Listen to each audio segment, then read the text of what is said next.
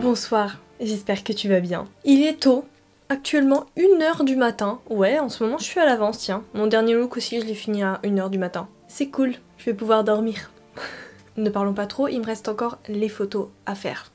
Je suis pas encore couchée. Hein. Aujourd'hui, je te présente mon hybride bélier. Au début, je me suis dit, est-ce que je vais pas partir sur un look un peu Carnival Row ? Tu sais, la série sur Amazon Prime. Pour une question d'authenticité, je me suis dit non parce que les cornes n'étaient pas vraiment ressemblantes, elles tombaient pas au même endroit et donc je me dis non, ça sert à rien. Mais par contre, je suis restée sur l'idée du bélier et je me suis dit mais pourquoi pas faire un hybride tout simplement, et ça m'a vachement fait penser à la série Netflix Sweet Tooth. J'espère que ça se dit comme ça. Le principe de la série est assez cool. Imagine un jour je me fais sponsor par Netflix pour faire un make-up de leur série pour le promouvoir. L'émotion. Genre ils me donnent la prothèse adéquate et tout. Oh mon dieu, le rêve, je te jure, vraiment le rêve. Bref, aujourd'hui je suis partie sur un hybride bélier. Ah oui, n'hésite surtout pas à t'abonner, à partager mon contenu, à liker, à laisser un petit commentaire d'encouragement, ça m'aiderait énormément. Certes, je pense que ce bélier-là serait pas forcément super méga giga crédible dans la série Sweet Tooth parce que les hybrides sont un petit peu plus humanisés. Moi, j'ai vraiment coloré ma peau. Mais je trouve que ça marche quand même. Moi, j'ai un peu abusé du bail, mais parce que j'adore la coloration. Et si tu te dis, mais Indy, un bélier c'est marron? Bah non, la seule photo de bélier que j'ai trouvée, c'est ça. Et d'ailleurs, j'ai kiffé la couleur, donc c'est pour ça que j'ai reproduit un petit peu le mood sur les contours. J'adore. Sache juste que c'est une prothèse générique, c'est-à-dire je l'achète déjà faite et elle n'est pas adaptée à mon visage. Donc c'est à moi d'aviser en fonction. C'est-à-dire qu'il y a des endroits où elle n'est pas forcément genre collée parce que sinon ça va trop dans les cheveux et c'est infernal. Mais t'inquiète pas, je vais te parler de ces astuces tout de suite dans mon tuto. Hello, ce look n'est pas si compliqué, par contre il demande quand même un petit peu de temps et beaucoup de patience pour bien coller la prothèse et pour pas foirer le make-up justement. Je pense qu'à force de regarder mes vidéos Halloween, tu dois comprendre que dès que je passe au maquillage effets spéciaux, j'utilise une base, un Derma Shield qui est une mousse qui va venir protéger ma peau un petit peu mieux que d'habitude. Je le redis encore une fois, la prothèse est une prothèse générique, c'est-à-dire qu'elle n'a pas été sculptée et moulée sur mon visage, non pas du tout, elle a été faite en grande quantité, donc après c'est normal qu'il y ait des moments où elle soit pas forcément à ma taille et il faut aviser en fonction. Je la teste quand même une première fois sur mon visage pour voir si c'est bon, si ça peut le faire, et du coup, oui, ça peut le faire. Je vais venir donc la coller avec une colle. Normalement, il faut prendre de la Pro Z, mais étant donné que c'est un maquillage que je vais devoir démaquiller juste après, eh bien, la Pro Z, c'est un petit peu trop compliqué, ça tient beaucoup trop bien, donc je vais prendre une colle à silicone. Après, il faut savoir que c'est un choix personnel, étant donné que c'est un sacré budget, parce que les colles à silicone, on en est quand même sur du 120 € la colle. Ça colle très bien, attention, juste pour moi c'est plus évident à démaquiller. Une fois que j'ai bien pris le temps de poser ma prothèse correctement et lisser les bords, eh bien je peux commencer à camoufler justement les raccords qui me plaisent pas trop avec de la Pro Z Cream. La Pro Z Cream c'est quoi? C'est la Pro Z du départ, donc de la colle, mais version crème, donc c'est beaucoup plus épais et parfois ça peut aider à cacher certains mauvais raccords. Pour moi ça m'est très utile étant donné que la prothèse n'est pas forcément à ma taille et parfois elle fait des faux plis qu'il faut un petit peu atténuer. La Pro Z Cream, étant donné qu'elle est un petit peu plus consistante, elle est plus longue à sécher, mais bon, une fois qu'elle est sèche, il faut absolument la poudrer, sinon ça va coller, ça va être un enfer. Donc encore une fois, je poudre bien mes raccords, je retire tous les aspects collants, et ensuite il faut retirer la poudre avec une lingette pour bébé ou bien une éponge imbibée d'eau, comme tu veux. Je vais venir appliquer une première couche de fard à eau sur tout mon teint et sur la prothèse. Attention, le fard à eau est vraiment nul, de toute façon il se voit totalement en vidéo. Mais après, étant donné que je savais que j'allais faire énormément de travail de texture, voilà, pour moi ça n'allait pas vraiment me poser de problème. Pour information, j'utilise cette technique uniquement pour mes vidéos YouTube, sinon dans la vraie vie, c'est-à-dire que si c'est sur un tournage, il va falloir faire une première couche avec un Pax. Un Pax, c'est un mélange de couleurs avec de la colle. Et puis même, j'imagine que la majorité d'entre vous, vous avez des fards à eau plutôt que des Pax. Voilà, c'est normal, le prix n'est pas le même non plus, hein. Bref, je passe à l'étape suivante, je reprends un fard à eau de couleur blanche pour venir créer de la texture à l'aide d'un nouveau pinceau et je viens tout simplement tapoter mon pinceau contre ma peau et ça va me faire un petit peu de la texture type poil, point, voilà. Le but c'est vraiment de commencer à faire un teint unifié et comme ça, le fait d'unifier ton teint, eh bien ça va cacher petit à petit les raccords de la prothèse qui se voient encore.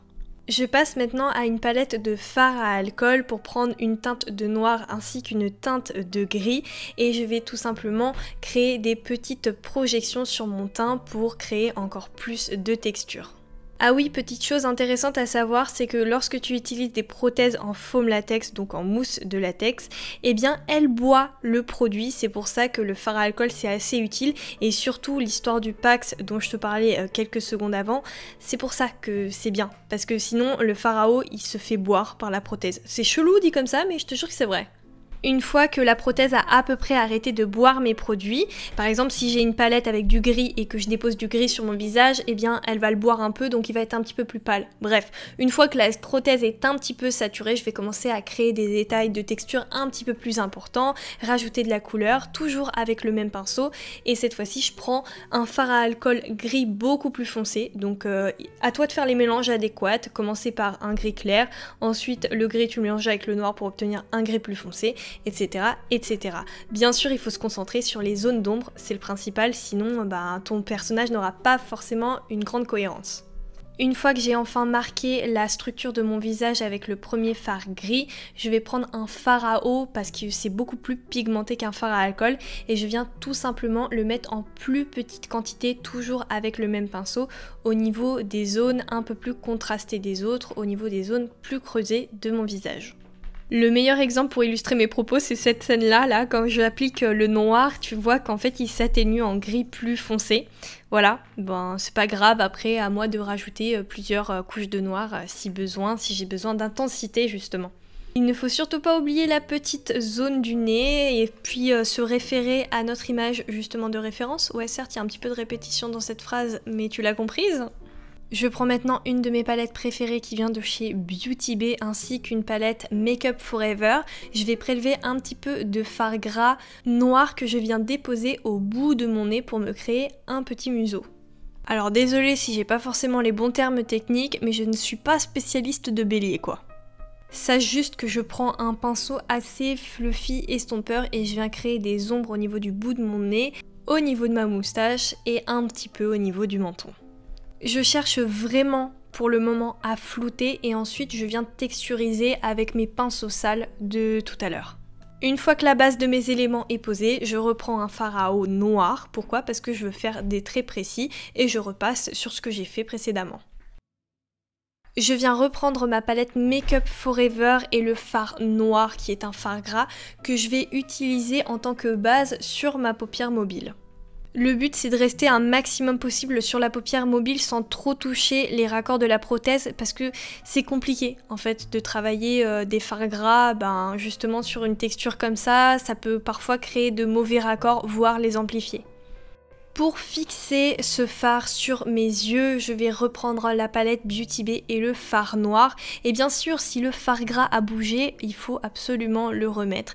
Pour l'instant, je ne le travaille pas, je le dépose en tapotant à l'aide d'un pinceau plat sur toute la surface de ma paupière mobile et je n'oublie pas le ras de cils. Je prends maintenant un nouveau pinceau qui est un estompeur avec un gris clair et un gris médium et je viens fondre les bords de mon noir que j'ai précédemment appliqué. J'y vais doucement, j'y vais par étapes. Pourquoi ? Parce que c'est assez bizarre de travailler des fards à paupières sur du latex. Voilà, ça se fond pas comme on le souhaite, donc je vais pas insister, sinon je vais descendre et je vais trop amplifier mon maquillage. Néanmoins, je vais quand même en profiter pour créer un petit peu plus de structure, c'est-à-dire que sur ma prothèse, il y a des éléments de texture qui sont assez intéressantes à être retravaillés. Donc je vais changer un petit peu de pinceau et grâce à mon fard à paupières noir de chez Beauty Bay, je viens intensifier les traits, la sculpture de la prothèse. Voilà, vous avez le côté gauche qui est texturé et le côté droit où j'ai encore rien retravaillé et on voit quand même bien le travail et la différence.